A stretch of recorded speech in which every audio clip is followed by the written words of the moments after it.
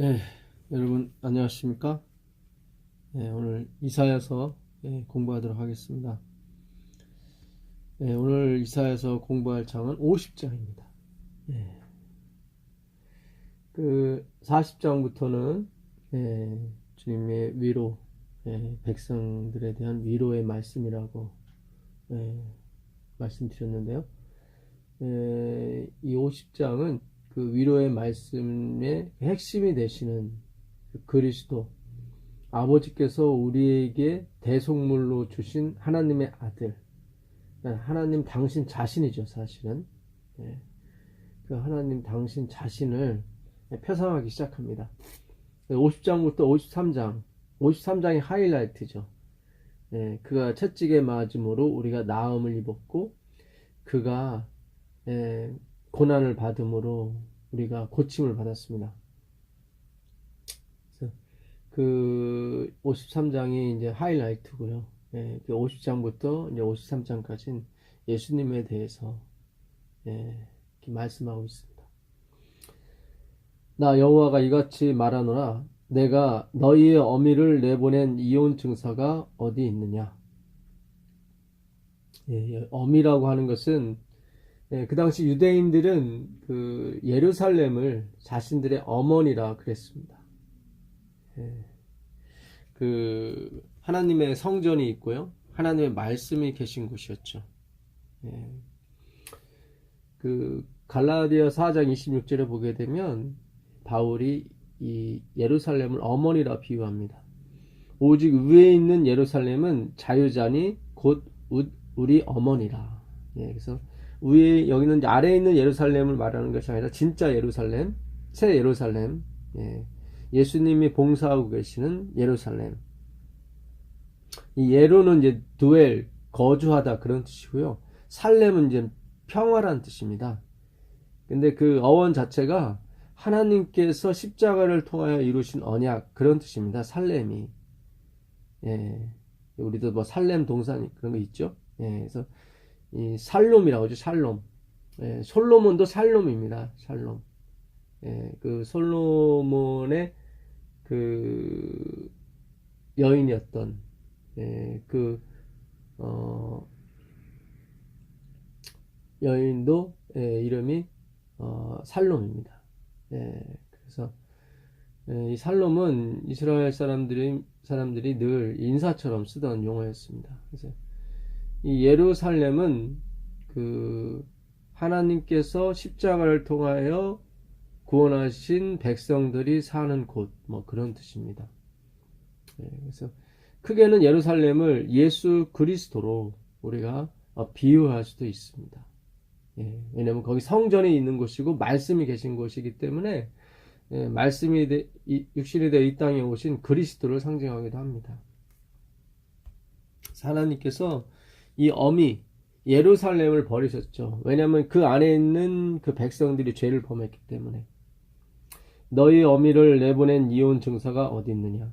내가 어느 체주에게 너희를 팔았느냐? 보라, 너희는 너희의 죄악으로 말미암아 팔렸고 너희 어미는 너희의 배역함으로 말미암아 내보냄을 받았느니라. 그렇죠? 이 어머니는 잘못이 없었어요. 예루살렘은 잘못이 없었는데 그 예루살렘을 받은 그 백성들, 말씀을 받은 이 백성들이 배역했죠. 여기 보면 배역했다고 나옵니다. 배반. 전에도 말씀드린 것처럼 스스로 구원을 얻겠다고, 스스로 가치가 있다고 생각하는 것들은 다 하나님에 대한 배반입니다. 엘렌 화이트는 우리의 가장 좋은 것으로, 그러니까 우리의 선한 것으로 하나님을 기쁘시게 할 수 있다는 그런 생각들, 구원을 얻겠다는 생각들, 그런 것들은 하나님에 대한 반역이다. 천사들이 그렇게 얘기한다고 합니다. 그래서 여기서 그 예루살렘 주민의 배역은 스스로 독립을 해서 스스로 어떤 착한 일을 행함으로 하나님을 기쁘시게 하려고 하는 그런 생각들. 그게 언뜻 보기에는 좋은 것 같지만 결국은 자기 본위적인, 자기 중심적인 생각으로 다 돌아갈 수밖에 없습니다. 그러니까 우리가 지금 그렇게 살아왔죠, 사실은. 우리가 실력을 쌓고 연습하고 공부를 함으로써 우리가 우리 스스로를 이렇게 가치 있게 만들 수 있다고 하는 생각들이죠. 그러니까 우리 스스로가 가치 있다고 어떤 높은 수준에 오른다고 하는 것은 뭐 그렇게 나쁜 일은 아니에요. 근데 그 모든 것은 예, 만물의 근원이 되시는, 만물의 근원이죠. 모든 것의 출발점이 되시는 하나님으로부터 나온 것입니다. 그러니까 우리에게는 어떤 근원이 없습니다. 우리에게는 근거가 자격이 있을 수 없습니다. 그러니까 부자나 가난한 자나 배운 자나 못 배운 자나 차별이 없다고 하시는 말씀이 그 말씀이에요. 좀 도덕적으로 높은 사람이나 낮은 사람이나 똑같습니다. 그러니까 하나님의 구원을 필요로 하는 데는 똑같다는 거죠.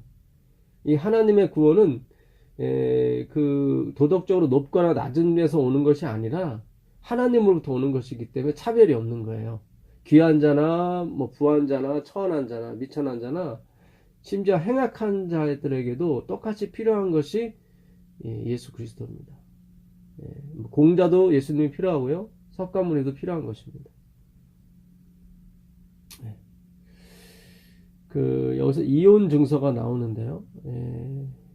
이혼 증서, 캐리투트 셰페르, 이혼 증서입니다. 증서. 우리가 그 이혼 증서가 여러 군데 많이 나오는데요. 그 예레미야서에도 가보시면 그 이혼 증서가 있습니다. 예레미야 3장 8절에 가보시면 내게 배역한 이스라엘이 여기 나오죠. 하나님께 반역했다고 하는 것은 그들이 하나님 외에 다른 것에 초점을 맞췄다는 뜻입니다. 내게 배역한 이스라엘이 간음을 행하였으므로 이 간음이라고 하는 것은 정부가 있는데 남편이 있는데 다른 남자한테 마음을 주는 것. 내가 그를 내쫓고 그에게 이혼서까지 주었을 때 여기 나오죠. 여기는 이제 어머니가 아니라 이스라엘에 대해서 얘기하는 것입니다. 그의 반역한 자매 유다가 두려워하지 아니하고 자기도 가서 행음함을 내가 보았노라. 그러니까 이스라엘의 간음을 보고 유다가 반성을 하고 하나님께 돌아와야 되는데 그렇지 아니하고 그들도 그걸 쫓아갔다는 거죠. 여기 이혼서가 나옵니다. 이것도 셰페르입니다. 셰페르. 캐리투트 셰페르. 셰페르가 또 나옵니다. 출애굽기에 보시면 출애굽기 24장 6절 7절 보겠습니다. 모세가 피를 가지고 반은 여러 양푼에 담고 반은 제단에 뿌리고 언약서를 가져다가 백성에게 낭독하여 듣게 하니 그들이 이르되 여호와의 모든 말씀을 우리가 준행하리이다. 그러니까 하나님의 그 법계와 법령과 십계명과 율례와 법들을 출애굽기 20장부터 23장까지 반포를 합니다. 모세가 시내산에 40일 40야를 하나님과 독대를 하면서 이 귀중한 말씀을 받아오죠. 그리고 하나님께서 이 말씀에 너희가 청종하여 잘 지키면 내 백성이 될 것이라고 말씀합니다. 그게 언약서였죠. 언약서. 이 언약서도 그 세페르입니다. 세페르. 하베리트 세페르예요. 언약서입니다. 그러니까 아까 이혼 증서도 세페르였고요. 이 언약서도 세페르였어요. 그러니까 여기 출애굽기에서는 이 세페르를 그들이 다 지키겠다고 얘기합니다. 내가 다 준행하겠습니다. 그러니까 이 세페르를 우리가 우리 스스로 준행하는 것으로 보게 되면 그것이 이혼 증서가 되는 거죠. 이 세페르를 언약서 그대로 하나님께서 우리에게 지켜주실 언약으로 보게 되면 그것은 언약서가 되는 것입니다. 그러니까 이 세페르가 우리에게 이혼 증서가 될 수도 있고 언약서가 될 수도 있는 것입니다. 우리가 어떻게 보냐에 따라서. 그러니까 초대 그 유대인들은, 예수님 당시 유대인들은 이 세페르를 이 언약서로 보지 않고 이혼 증서로 본 거예요. 자기가 해야 되는 것으로. 그러면 하나님과 분리가 되는 거죠. 왜냐하면 자기가 해야 되기 때문에. 이것을 하나님이 남편이신 그리스도가 해주시는 걸로 보게 되면 이것은 결혼 증서, 언약서가 돼요. 결혼 언약서가 되는 것입니다. 우리 결혼하기 전에 왜 언약식도 하잖아요. 그러니까 이 참 아이러니한 거예요. 같은 책인데 내가 독립해서 이거를 이루려고, 선한 일이나 착한 일을 통해서 이루려고 하는 것은 결국 하나님 보시기에 이혼 증서를 받는 것입니다. 내가 율법의 의로는 흠이 없는 자였으나 내게 유익하는 모든 것을 내가 배설물로 여기고 이제 예수 그리스도 안에서 발견되려 함이라, 이렇게 나오거든요. 빌립보서 3장 5절 이하 9절까지 내용입니다.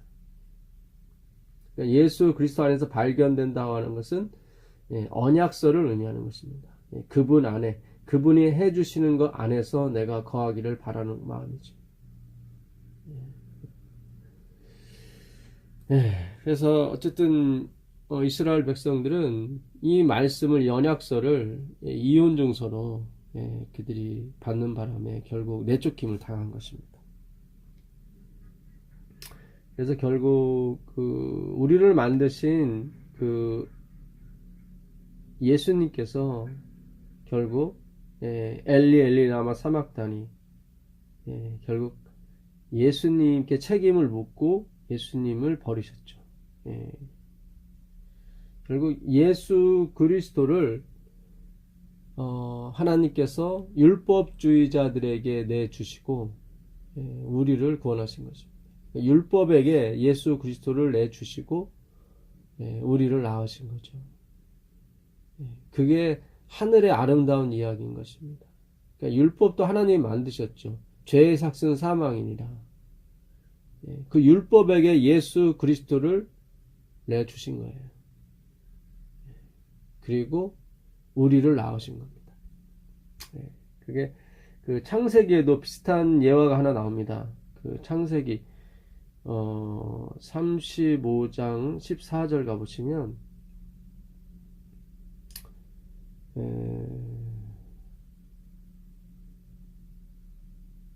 35장이 아니고요. 그러니까 그 합한체라는 게 나오거든요. 이 합한체는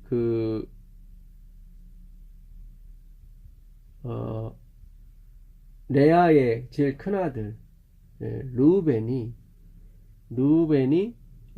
밖에 나가서 캐온 그런 식물입니다. 이거는 자기나무라고도 하는데요. 이 자기나무는 이 뿌리가 사람같이 생겼습니다.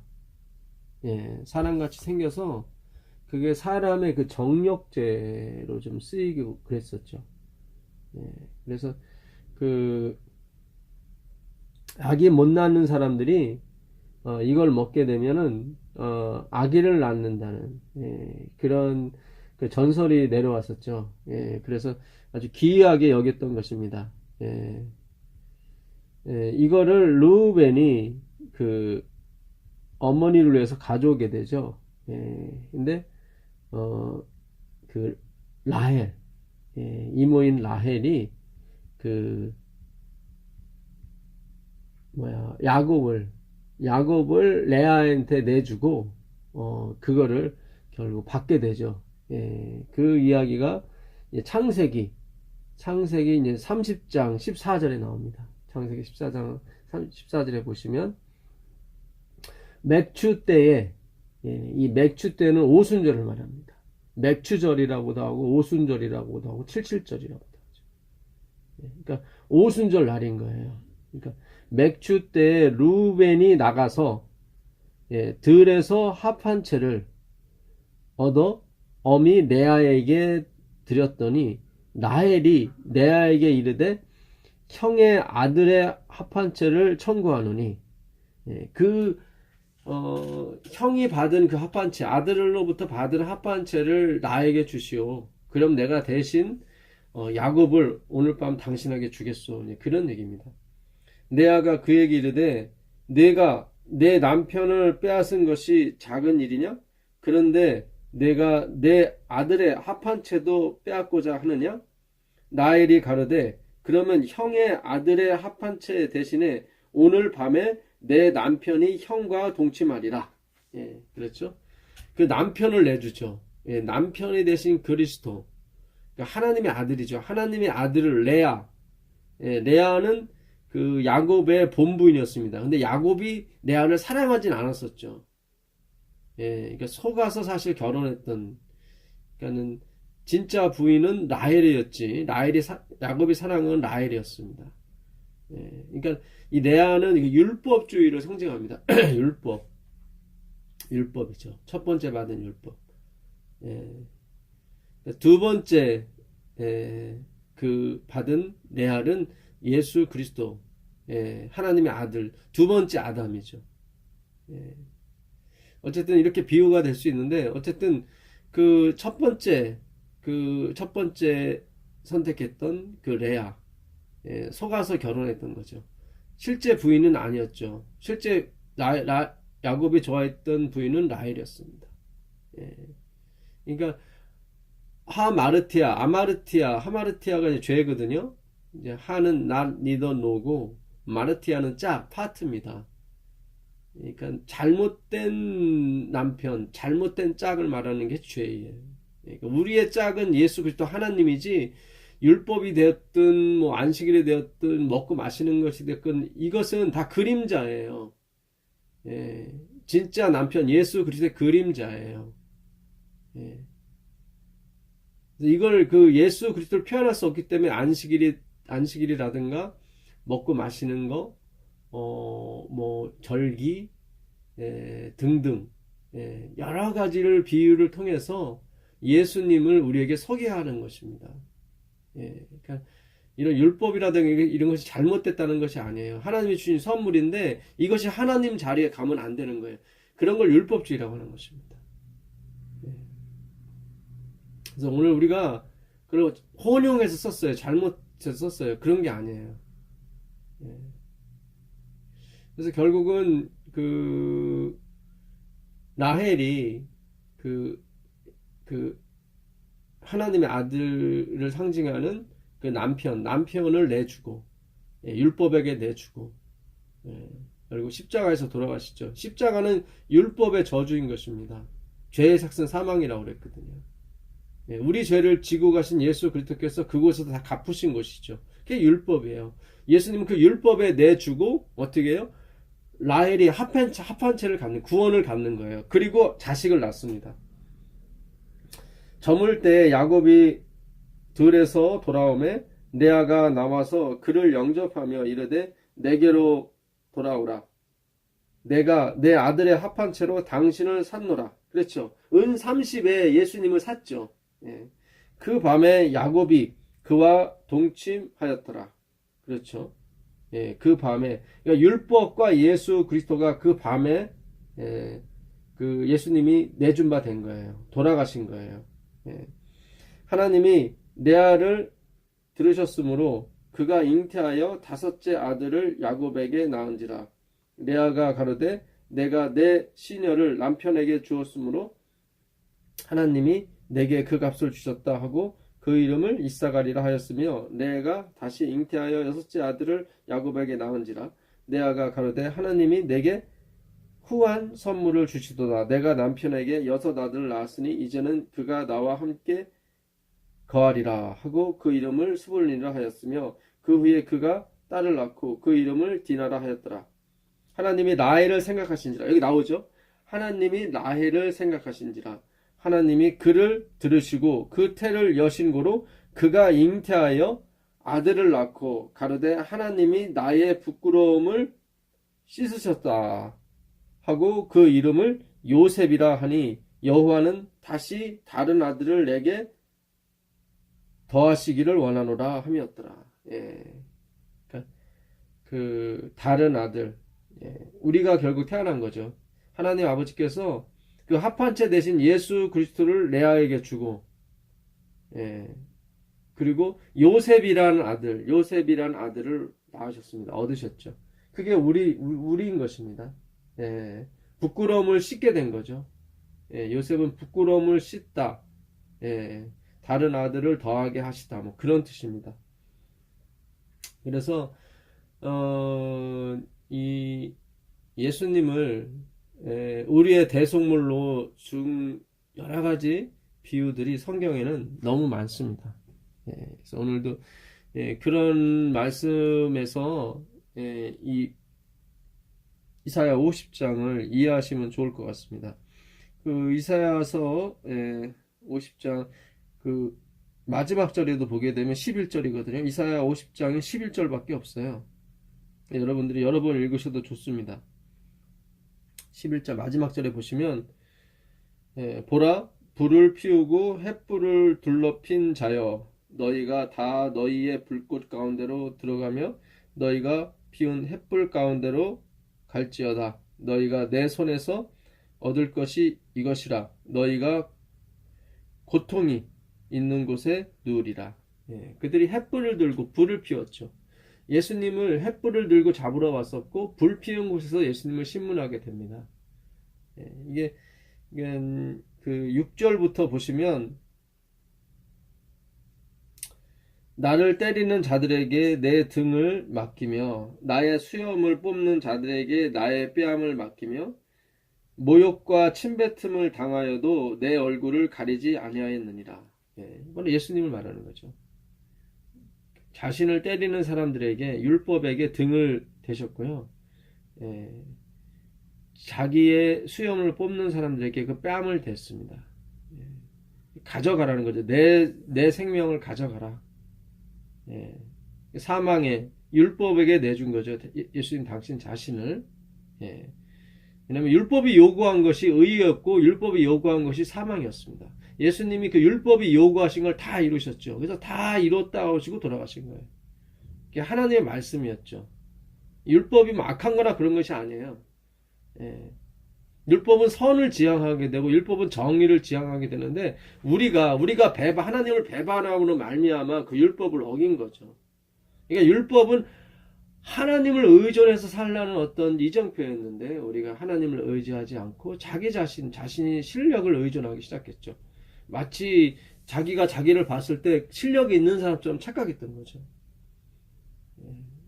그 정도로 하나님이 아름답게 만드시고 능력 있게 만드셨어요, 사실은.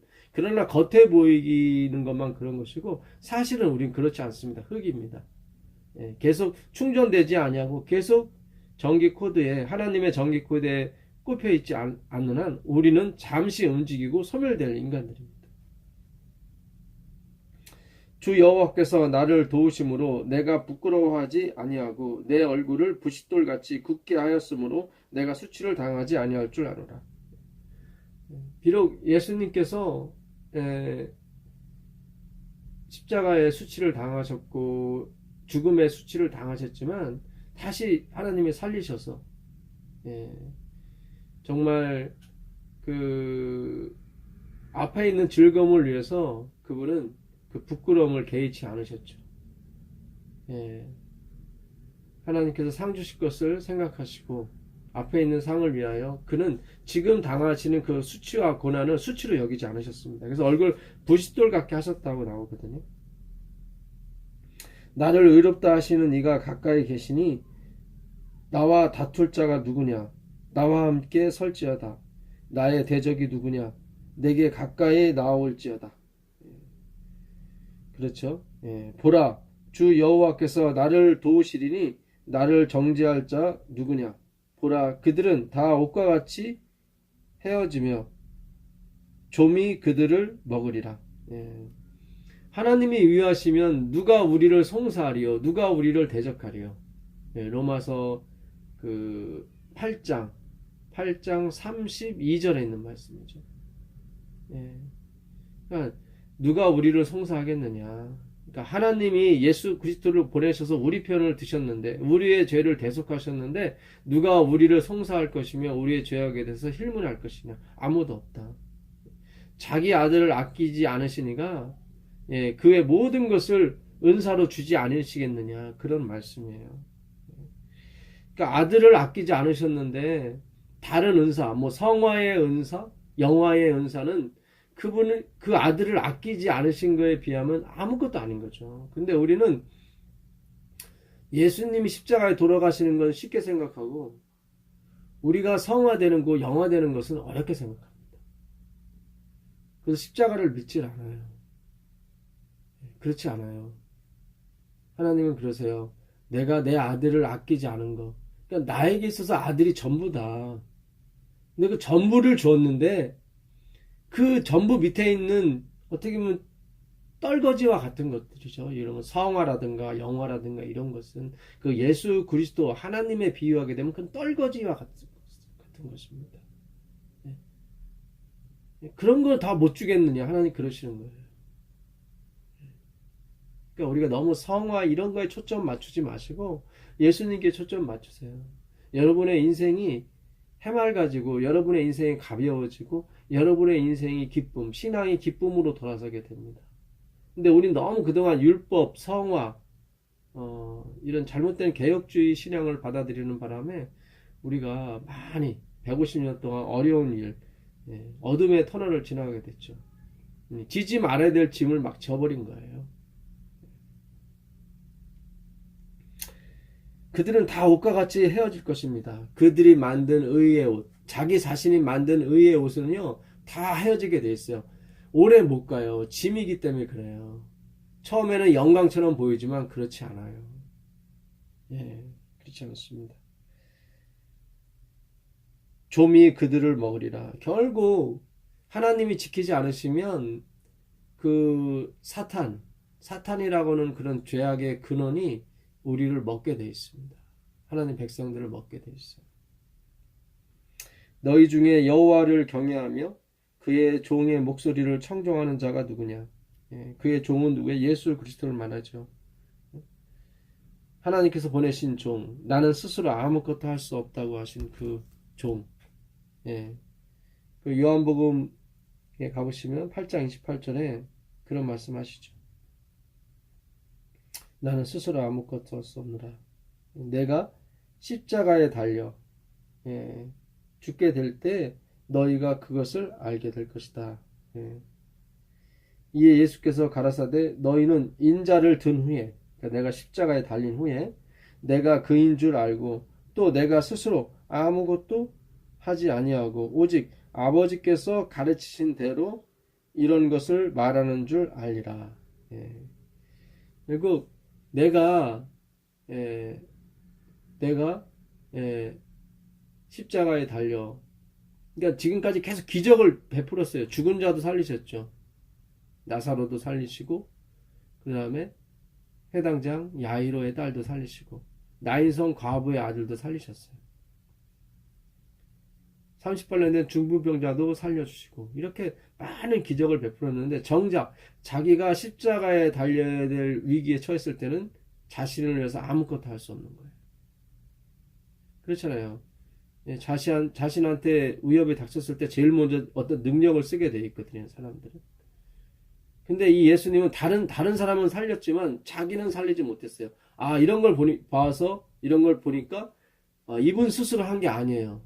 그러니까 하나님 안에서 어떤 분이 시켜서 그 일을 하게 된 거예요. 그 말씀을 하시는 거예요. 이게 바로 그 하늘의 법칙입니다. 남은 구원하되 자신은 구원하지 못하는. 예수님은 이래서 우리를 살린 거죠. 이게 하늘의 삶의 법칙이고, 예, 그리스도인의 삶의 법칙이죠. 예. 남은 부유케 해주나 자신은 정작 가난해지는. 예, 근데 그것을 즐기죠. 그러니까 우리로서는 이해할 수 없는 분입니다. 하나님은. 예, 우리를 부유케 하기 위해서 자신이 가난해지는 거죠. 예, 이걸 우리 자신에게 자꾸 비유하다 보면 또 짐이 돼버립니다. 우리 자신이 아니죠. 예, 그 고린도전서 13장 가보시면 5절 가보겠습니다. 무례히 행치 아니하며 자기의 유익을 굳이 아니하며 성내지 아니하며 악한 것을 생각지 아니하며 불의를 기뻐하지 아니하며 진리와 함께 기뻐하고 모든 것을 참으며 모든 것을 믿으며 모든 것을 바라며 모든 것을 견디느니라. 이 사람이 누구예요? 예수님이에요. 모든 성경을 예수님을 가리키는 거지 우리 자신을 가리키는 게 아니에요.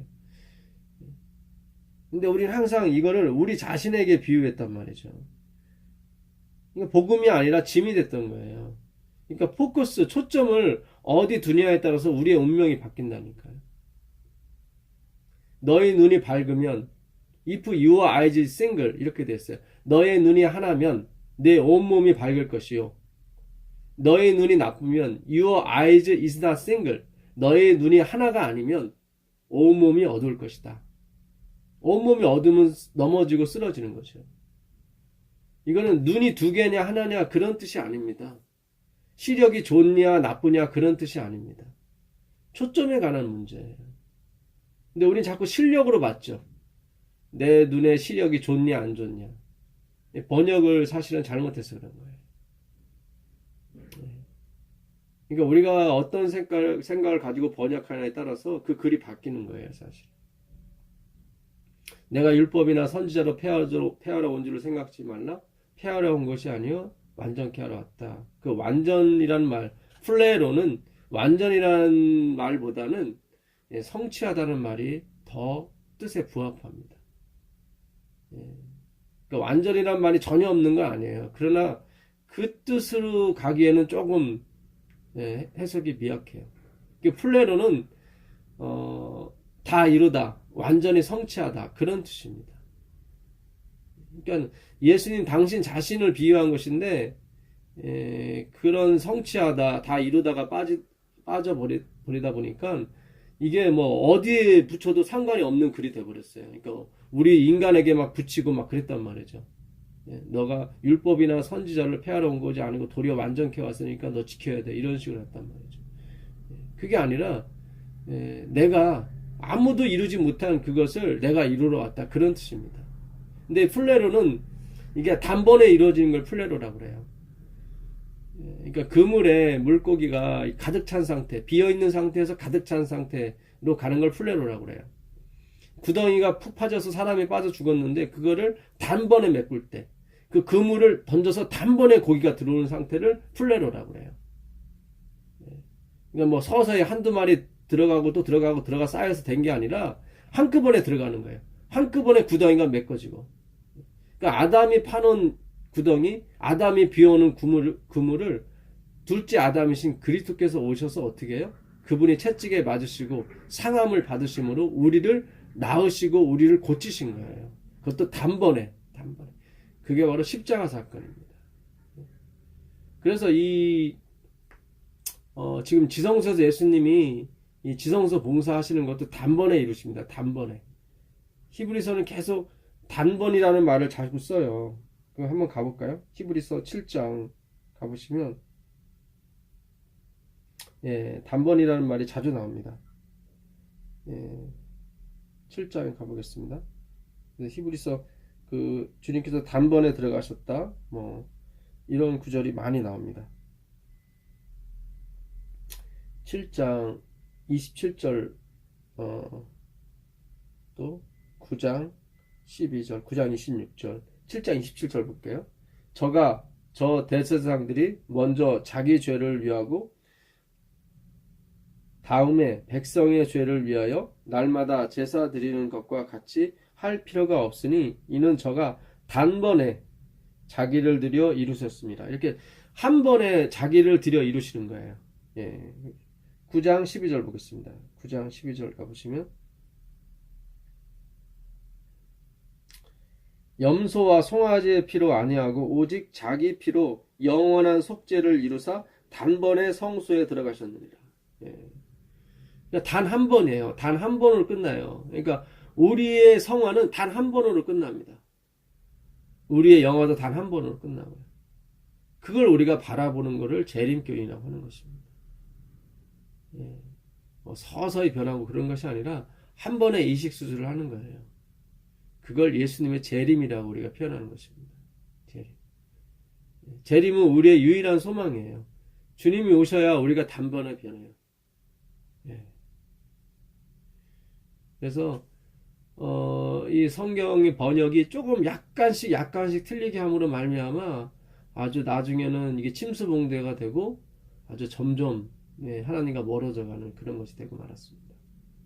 그러니까 그 마태복음 11장 25절에도 천지의 주제시여 슬기롭고 지혜롭다 하는 자들에게는 감추시고 어린 아이들에게는 나타나심이 합당하나이다. 그런 말씀이 있거든요.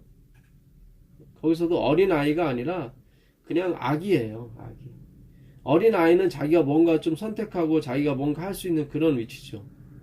근데 여기서 쓰신 네피오스는 그 일반 아기하고 틀립니다. 영아를 말합니다. 0세부터 1세 미만의 돌 지나가기 전의 아이들을 그 네피오스라고 그러는데 그러니까 그런 아이들에게는 천국의 비밀을 나타나세요. 보여주시고 깨닫게 해주신다는 이 말씀이죠. 그러나 자기가 슬기롭고 지혜롭다 하는 자들에게는 감추세요. 보아도 보지 못하고 들어도 듣지 못하죠. 그 이사야 43장 7절에 가보시면 여기도 주님께서 또 심오한 의미심장한 말씀을 하십니다. 이사야서 43장 7절 가보겠습니다. 무릇 내 이름으로 일컫는 자 곧 내가 내 영광을 위하여 창조한 자를 오게 하라. 내 이름으로 일컫는 자 예수 그리스도죠. 그러니까 우리가 예수 그리스도 안에 있다는 얘기예요. 그래서 우리를 예수 그리스도라 얘기하는 거예요. 예수님과 우리가 하나가 되는 거예요. 이분법이 아니에요. 하나예요. 곧 내가 내 영광을 위하여 창조한 자를 오게 하라. 그들을 내가 지었고 만들었느니라. 눈이 있어도 소경이요 귀가 있어도 귀머거리인 백성을 이끌어내라. 여기 나오죠. 내가 창조한 사람이 누구예요? 눈이 있어도 보지 못하고 귀가 있어도 듣지 못하는 그 백성들이에요. 그러니까 자기가 본다고 하는 사람들은 하나님이 이끌 수가 없어요. 자기가 보지 못하고 자기가 스스로 똥기러기조차 해결하지 못하는 존재라는 것을 인정하는 사람, 그렇게 부르짖는 사람을 부르시는 거예요. 하나님께서.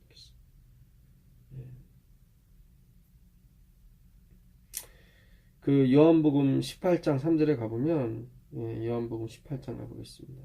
18장 3절 가보시면 유다가 군대와 및 대제사장들과 바리새인들에게서 얻은 하석들을 데리고 등과 횃불과 병기를 가지고 그리로 오는지라. 여기 횃불이 나오죠. 그러니까 아까 그 이사야 50장 11절에 그들이 횃불과 불을 가지고 나온다고 나오는데 그게 바로 예수님을 잡으러 나오는 거예요. 그 18절 가보세요. 18절 보시면 그때가 추운 고로 종과 아랫사람들이 불을 피우고 서서 쬐니 베드로도 함께 서서 쬐더라. 이게 바로 그 안나스 가야바 그 집에 갔을 때 그 하나님을 신문하기 위해서 그들이 펴놓은 불이었습니다. 이게 오늘 이사야 50장 11절에 그대로 나오죠. 한 번 더 가보겠습니다. 이사야 50장 11절입니다. 50장 마지막 절이죠. 보라, 불을 피우고 횃불을 둘러 핀 자여, 너희가 다 너희의 불꽃 가운데로 들어가며 너희가 피운 횃불 가운데로 갈지어다. 너희가 내 손에서 얻을 것이 이것이라. 너희가 고통이 있는 곳에 누우리라. 결국 예수 그리스도를 핍박하는 것, 말씀을 받아들이지 않고 말씀을 핍박하는 것은 그들이 자기가 피운 불 가운데로 들어가는 꼴이 되는 것입니다. 그들이 고통 가운데 놓는 거죠. 이 믿음으로 말미암는 의, 하나님의 행위로 말미암는 의를 거절하게 되면 고통 가운데 있게 됩니다. 그들이 그 스스로를 버린 거예요. 하나님의 보호하심과 하나님의 그 보살펴 주심을 버리는 거죠. 그들 생각은 내가 무언가를 해야 하나님이 나를 보살펴주고 내가 무언가를 드려야 하나님이 그 대가를 주신다고 생각하는 그 정신이 봐도 그들을 어렵게 만들고 힘들게 만드는 것입니다. 그런 것이 아니에요. 예. 여기 10절에 보게 되면 예. 너희 중에 여호와를 경외하며 그의 종의 목소리를 청종하는 자가 누구냐? 흑암 중에 행하여 빛이 없는 자라도, 여기 보세요. 흑암 중에 행하고 빛이 없는 자, 이게 뭐예요? 아기들이죠. 앞길을 모르고 무엇을 선택할지 모르는 그런 자라도 여호와의 이름을 의뢰하며 자기 하나님께 의지할지어다. 그 사람이 복이 있는 거예요. 이들이 이렇게 하나님께 의지하지 않고 자기가 흑암에 있다고, 자기가 어둠 가운데 있다고 알지 못하는 거예요. 자기가 빛이라고 생각하고 자기는 올바른 걸 선택할 줄 안다고 생각하는 사람들이죠. 그 사람들은 흑암 중에 있는 건데 그걸 모르는 거예요. 그런 사람들 때문에 예수님께서 이 고난을 받으신 겁니다. 내가 왔어도, 2절입니다. 내가 왔어도 사람이 없었으며, 그러니까 예수님이 왔어도 사람이 없었어요. 내가 불러도 대답하는 자가 없었습니다. 아무리 예수님이 내가 다 해줄게, 수고하고 무거운 짐자들아 다 내게로 오라, 내가 너희를 쉬게 해주겠다고 그렇게 해준데도 자기들이 뭔가 할 일이 있다는 거예요. 자꾸. 그거는 반역인 거예요. 그렇게 가는 게 아니에요. 내가 대답하는 자가 없었으면 어찌 믿냐? 내 손이 어찌 짧아 구속하지 못하겠느냐? 내게 어찌 건질 능력이 없겠느냐? 보라, 내가 꾸짖어 바다를 마르게 하며 강들을 사막이 되게 하며 물이 없어졌으므로 그 물고기들이 악취를 내며 갈아여 죽으니라. 내가 손이 짧아서 너희를 구원하지 못함도 아니고 내가 능력이 없어서 너희를 건지지 못한 게 아니다. 내가 이렇게 피리를 불고 이렇게 즐거워하건만 너희들이 그 피리에 같이 춤추지 않은 거예요.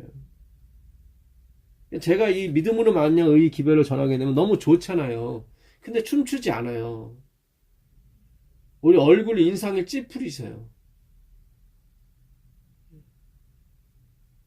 이렇게 하나님께서 이렇게 물으셔도 대답이 없고 하나님께서 이렇게 복음을 전하는데도 응답이 없어요. 그래서 결국 망하는 것입니다. 그래서 내가 흑암으로 하늘을 입히며 굵은 배로 덮느니라. 그래서 결국 하나님께서 다 흑암으로 하늘을 덮으시고 굵은 배로 입히신 거예요. 주 여호와께서 학자들의 혀를 내게 주사 나로 곤고한 자를 말로 어떻게 도와줄 줄을 알게 하시고 아침마다 깨우치시되 나의 귀를 깨우치사 학자들 같이 알아듣게 하시도다. 그러니까 하나님께서 예수님께 그런 지혜와 능력을 주셨다는 것입니다. 그래서 예수님께서 그렇게 말씀하셨어요. 요한복음 12장 49절에 나는 스스로 아무것도 할 수 없다. 듣는 대로 나는 전할 뿐이다. 하나님께서 나에게 가르쳐 주신 명령대로 내가 말할 뿐이다. 그 명령이 뭐예요? 영생이다. 이렇게 말씀하시는 거예요. 그러니까 예수님께서 하신 모든 말씀은 아버지께서 다 가르쳐 주신 대로만 하신 거예요. 그게 학자의 혀였고 지혜의 혀였던 것입니다. 5절입니다. 주 여호와께서 나의 귀를 여셨으므로 내가 거역하지도 아니하며 뒤로 물러가지도 아니하며 나를 때리는 자들에게 내 등을 맡기며. 하나님께서 내 귀를 열으셔서 내 입을 열으셔서 나를 때리는 사람들에게 내 등을 댔습니다. 예수님께서 나의 수염을 뽑는 자들에게 나의 뺨을 맡기며 모욕과 침뱉음을 당하여도 내 얼굴을 가리지 아니하였느니라. 하나님이 부싯돌 같은 얼굴을 예수님께 주셨죠. 어떤 형벌과 어떤 모욕을 당하시더라도 그분은 수치를 느끼지 않으시, 그 강한 믿음을, 강한 용기를 주셨어요. 왜요? 우리를 구원할 목표가 보였기 때문에. 우리를 구원할 수 있다는 희망이 그분의 마음을 그렇게 만들었던 것입니다. 아버지께서 약속하셨거든요. 네가 십자가의 죽음으로 말미암아 너를 따르는 모든 무리들을 내가 반드시 살릴 거라고. 그래서 예수님께서 그 소망을 가지고 등을 대시고 뺨을 대시고 침을 맞으셨던 것입니다. 주 여호와께서 나를 도우심으로 내가 부끄러워하지 아니하고. 그렇죠? 부끄럽죠. 빨개 벗겨서 십자가에 달렸는데 부끄럽지 않겠습니까? 근데 하나님이 부끄럽지 않게 해주셨어요. 예.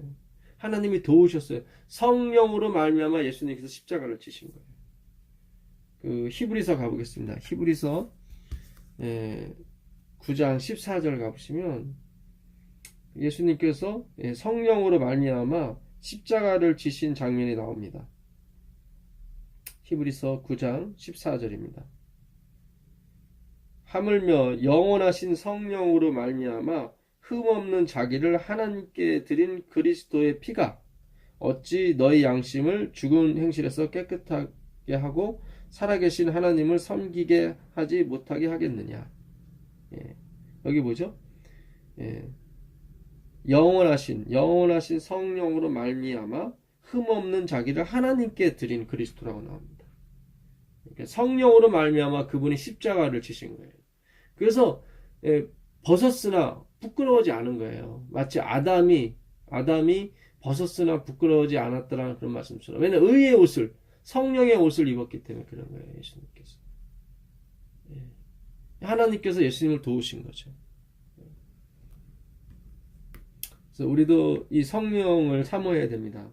우리가 성령의 은사를 받게 되면 내가 어떤 상황에 처했을지라도 가난하든 부하든, 가난하면 가난한 대로, 부하면 부하한 대로 내게 능력 주신 자 안에서 내가 모든 것을 감당할 수 있는 그런 능력을 주십니다. 성령이 우리가 영원히 함께 하시는 거죠. 배우지 못한 사람은 배우지 못한 대로, 배운 사람은 배운 대로 다 만족과 기쁨이 있는 것입니다. 그게 성령의 은사죠. 내가 부끄러워하지 아니하고 내 얼굴을 부싯돌같이 굳게 하였으므로, 전혀 자기는 믿음에 변함이 없었다 이 말씀이에요. 부싯돌같이. 그 우리 대신 십자가를 지시는 거에 있어서 결코 변함이 없는 의지를 가지셨다 이 말씀입니다. 내가 수치를 당하지 아니할 줄 아노라. 나를 의롭다 하시는 이가 가까이 계시니 나와 다툴 자가 누구냐? 나와 함께 설지어다. 나의 대적이 누구냐? 내게 가까이 나올지어다. 그래서 우리가 예수님과 함께 서는 것입니다. 예수님과 함께 그 저울에 올라가는 거죠. 달아보니 부족했다. 메네메네 데겔 우바르신. 이 달아보니 부족했다는 것은 스스로 올라가기 때문에 그런 것입니다. 예수님과 우린 같이 올라가야 되는 거지, 우리가 능력이 있는 상태로 아무리 올라가 봤자 달아보니 부족합니다. 메네메네 데겔 우바르신은 우리에게 주는 하나님의 복음이에요. 사실은 혼자 올라가지 말라는 거예요. 예수님과 함께 올라가십시오. 그분의 보혈, 그분의 십자가의 공로를 의지하는 것이 함께 올라가는 것입니다. 그분 뒤에 숨으십시오. 아담이 죄를 지은 다음에 나무 사이에 숨잖아요. 그 나무는 바로 그리스도를 상징하는 것입니다. 예수 그리스도는 이 창조의 이전부터 하나님께서 계획하신 복음이었고 창조의 능력이었습니다. 그분의 십자가의 사랑은 영원히 길이 남을 교과서의 핵심이며, 우리가 알아도 알지 못하는 정말 사랑의 블랙홀과 같은 그런 하나님의 교과서인 것입니다. 모든 자연과 모든 우주 만물이 그 십자가 안에 인이 찍혀 있으며 그 십자가로 인해서 존재하고 보존되는 것입니다. 그 놀라우신 은혜가 함께 하시기를 바라면서 오늘 50장 공부 마치겠습니다.